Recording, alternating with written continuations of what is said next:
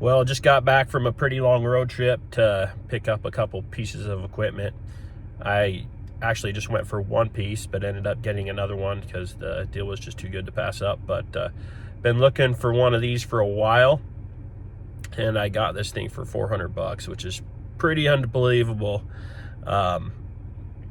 You can't really see it in the picture back there, but I'll introduce you to it here in a little bit. But yeah, I picked this thing up for $400. I just saw one go at auction a few weeks ago for, I think it was like $5,500 or something like that. I bid it up for a bit and then backed out. When I see them listed on the classifieds, they usually want upwards of 10 grand or more for them.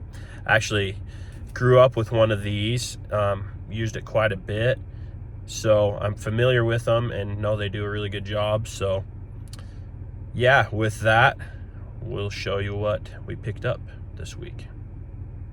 All right, well, here it is. I apologize if the wind is bugging the audio, but it's spring in Idaho, what can I say?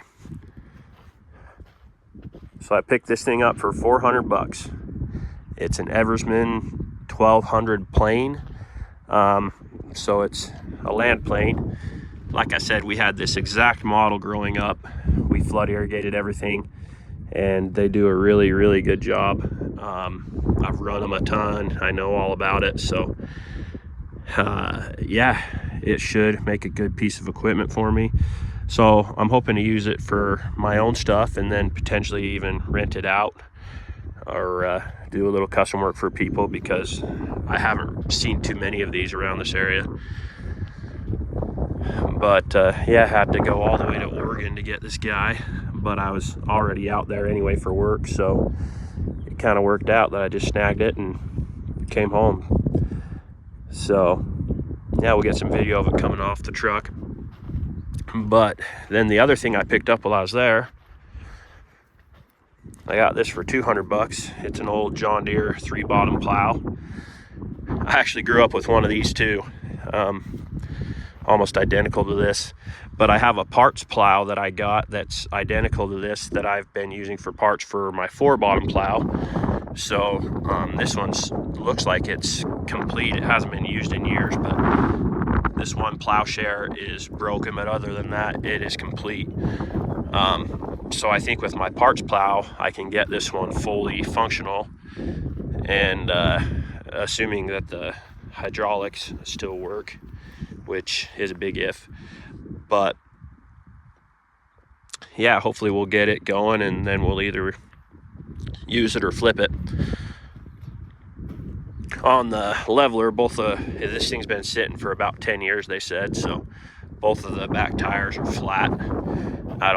They're pretty weather checked, so I'm pretty sure I'm not going to be able to resurrect them. But so I'll look for some tires, and there's one piece on the 3-point that I need to have made because they lost one of them. It's just a little plate, should be pretty simple.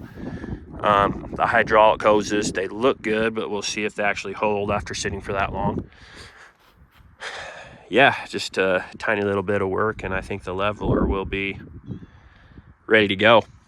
But yeah, it was sticking out about 3 feet on each side of the trailer, so I figure this thing's about 14 feet wide. So overall it went without a hitch. It wasn't a big deal, but there was definitely a few areas where I got a little bit nervous, but nothing too crazy.